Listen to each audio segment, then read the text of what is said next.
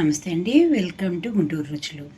ఈరోజు అయితే ఇక్కడ రెసిపీ మష్రూమ్స్తో చూసారు కదా, చక్కగా ఎగురు కూరలాగా చేసేసుకున్నాను. వైట్ రైస్ కాంబినేషన్తోనూ బాగుంటుంది, ఇలా చేస్తే చపాతీ పుల్కాల్లో కూడా సూపర్గా ఉంటుంది. మీకు గ్రేవీ ఎక్కువగా కావాలంటే టమాటోస్తో కొంచెంగా ఎక్కువ వాడి చూడండి, లేదా పచ్చి కొబ్బరి అలాగే జీడిపప్పు కొంచెం పుచ్చిపప్పు గ్రైండ్ చేసి వేసినా మీకు గ్రేవీగా కూడా వస్తుంది. కానీ ఇలా చేస్తే మాత్రం వైట్ రైస్తో చపాతీ పుల్కాతో టేస్ట్ సూపర్గా ఉంటుంది.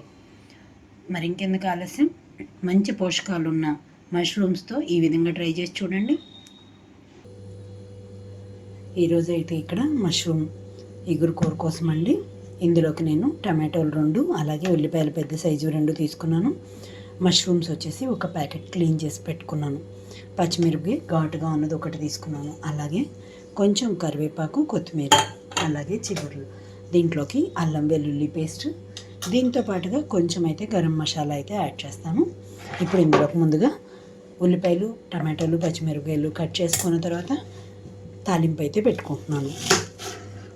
మష్రూమ్స్ ఈ విధంగా చేస్తే రైస్లోకి బాగా కలుస్తుంది, చపాతీ పుల్కాల్లో కూడా సూపర్గా ఉంటుంది. మరొకసారి ట్రై చేసి చూడండి. మరీ పొడి పొడిగా ఎగురు కూరలాగా కాదు, ఫ్రైగా కాకుండా చక్కగా రైస్లో కలిసేలాగా టమాటో ఫ్లేవర్తో సూపర్గా ఉంటుంది. పిల్లలకి ఇప్పుడు లంచ్ బాక్సులు రెడీ అయిపోయినాయి కదా అందరికీ, అటువంటి వాళ్ళందరికీ ఇది సూపర్ కర్రీ. మరొకసారి అయితే ట్రై చేసి చూడండి. మరి ఇక్కడ నేను ఉల్లిపాయలన్నీ చాలా సన్నగా కట్ చేసి పెట్టుకుంటున్నాను. అలాగే పచ్చిమిరపకాయను కూడా చాలా సన్నగా తరిగి పెట్టుకుంటున్నాను.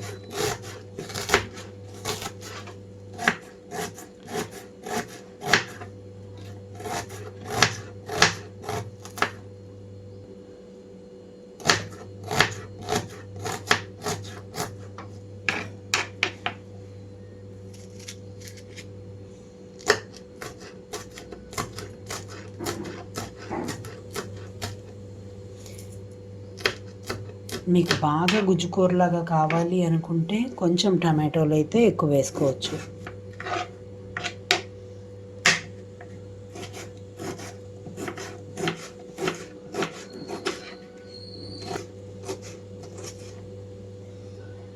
తాలింపు పెట్టుకుంటున్నాను.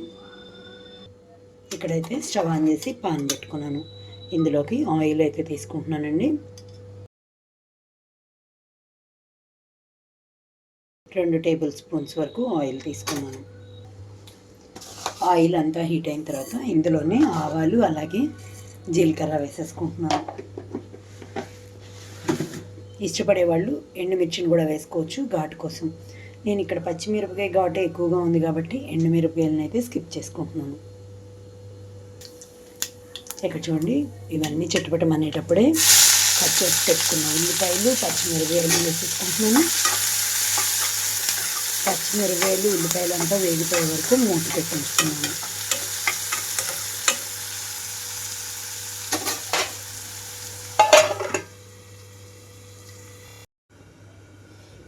మూత వేస్తున్నాను ఇక్కడ 5 నిమిషాల తర్వాత.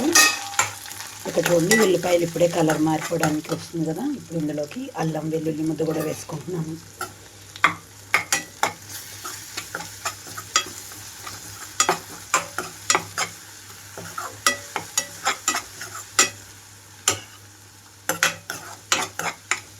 అల్లం వెల్లుల్లి అంతా వేగే వరకు ఉండాలి. ఇప్పుడు ఇందులోనే కరివేపాకు రెమ్మలు కూడా వేసేసుకుంటున్నాను.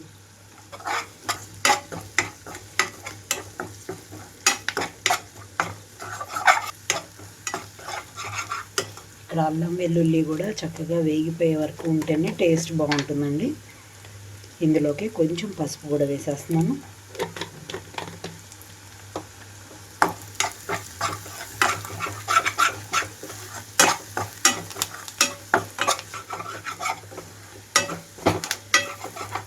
ఇప్పుడు ఇందులోకి కట్ చేసి పెట్టుకుని టమాటోలు వేస్తున్నాను.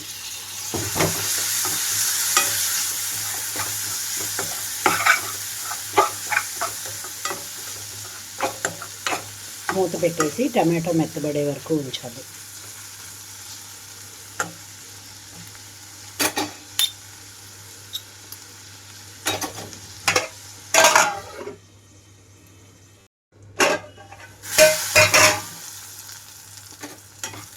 ఇక్కడ చూడండి టమాటా అంతా మెత్తగా అయిపోయింది కదా.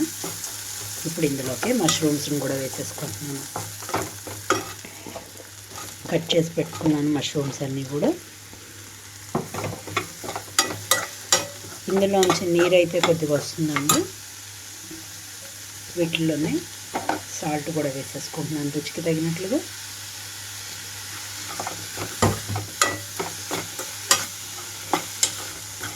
సాల్ట్ వేసేసి మూత పెట్టేస్తున్నాను.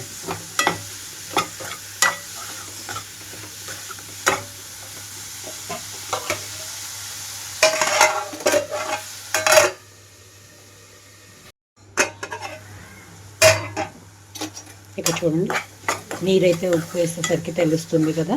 ఇప్పుడు ఇందులోకి నేను కారం అలాగే గరం మసాలా కూడా యాడ్ చేస్తున్నాను. కారం అయితే చూసేసుకుంటున్నానండి. పచ్చిమిర్చి ఘాటు అయితే బాగా ఎక్కువగానే ఉంది. కారం కొంచెం వేస్తున్నాను. అలాగే ఇందులోకి లైట్గా గరం మసాలా కూడా.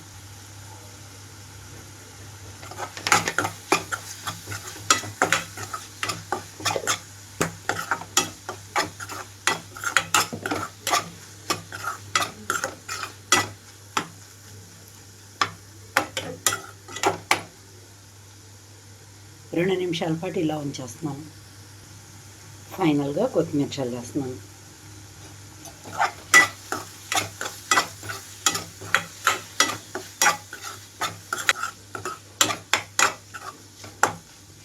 ఇంకా నేను స్టవ్ ఆఫ్ చేసేసి సర్వింగ్ బౌల్లోకి తీసుకుంటున్నాను. చూసారు కదా మష్రూమ్ కర్రీ రెడీ అయిపోయింది. మరి ఇంకెందుకు ఆలస్యం, మీరు కూడా ట్రై చేసి చూసి మీరు మీ ఒపీనియన్ అయితే కామెంట్ బాక్స్లో పెట్టండి. అలాగే మీలో ఎవరైనా మా వీడియో ఫస్ట్ టైం కానీ చూస్తున్నట్లయితే ప్లీజ్ మా ఛానల్ని సబ్స్క్రైబ్ చేయండి. అలాగే మా వీడియోస్ని లైక్ చేస్తూ షేర్ చేయండి. పక్కనే ఉన్న bell icon all option click చేస్తే మేము ఇచ్చే వీడియోలన్నీ మీకు నోటిఫికేషన్స్ వస్తాయి. Please encouragement. Thank you for watching. Thank you.